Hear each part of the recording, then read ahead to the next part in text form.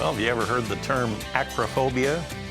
Are you familiar with acrophobia? Well, some traders are experiencing that today. That's a fear of heights. So let's take a look at what's going on in the ag markets here. Let's go to the grain trade. Our quotes are provided by Bar Chart. You have the March corn in there at 632 3/4 right now. That's up 6 3/4 cents.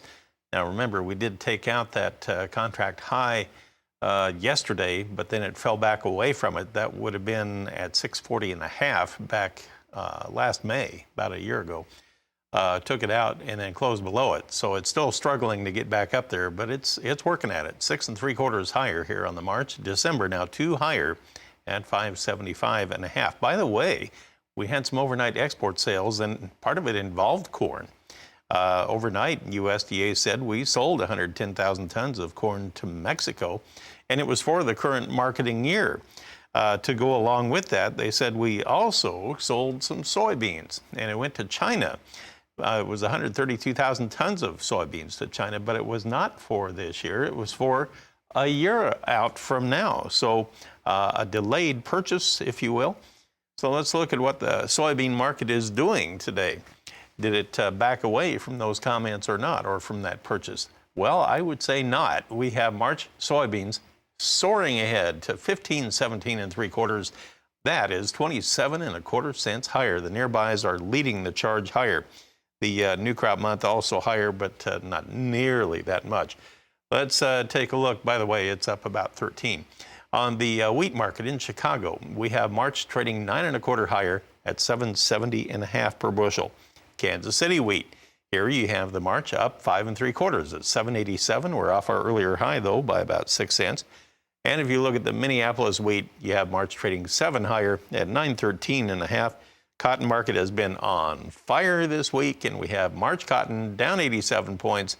It's at 126.70 after hitting a high last night of 129.37. Spectacular prices. Well, at this point, I want to go to the phone and welcome Ben Hushon. He's with the mill in Whitehall, Maryland. Ben, I know you had some adverse weather that kind of swept through that area here over the past week. I wondered how you came through it.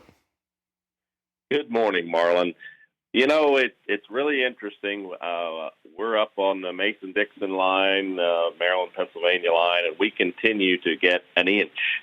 And then you go down to one of the summer havens where folks in our community go to in the summer to get the beach, Ocean City, Maryland. They again had 4, 6, 8 inches. So that's 3 snows in a row that we have had a little bit, while places that don't normally get it are getting a lot more. So what else do you have going on that's ag-related this time of year, even with the wintry weather? Well, Marlin, it's been an awfully cold week, at least for seasonally cold for us. And I stumbled upon and actually attending today Mid-Atlantic Fruit and Vegetable Convention. You know, most of the conversations you and I have are typically on corn and soybeans and wheat, but this is hosted up in Hershey, PA, and it's quite an undertaking. There's 6 states, folks that we've run into so far, pretty much from a 6-state area, all focused on fruit and vegetable. It's a 3-day event in Hershey, PA, 170 exhibitors and over 2,000 growers. And I tell you, having hosted farm meetings, this is probably the most unbelievable part of it to me.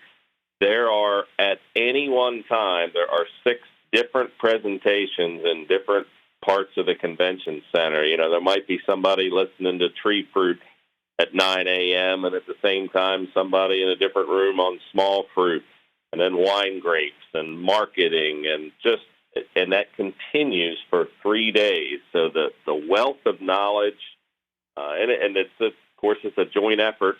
A lot of various horticulture societies and then cooperative extensions from Virginia, Pennsylvania, New Jersey, and Maryland. So quite an undertaking, been going on for a long time, and you start looking at which session you want to go to if you don't want to visit the trade show, and it's really, really hard to choose. But for that fruit and vegetable, folks, there's quite a little secret up here in Pennsylvania every winter. Well, that's awesome. Thanks for filling us in on the details of that.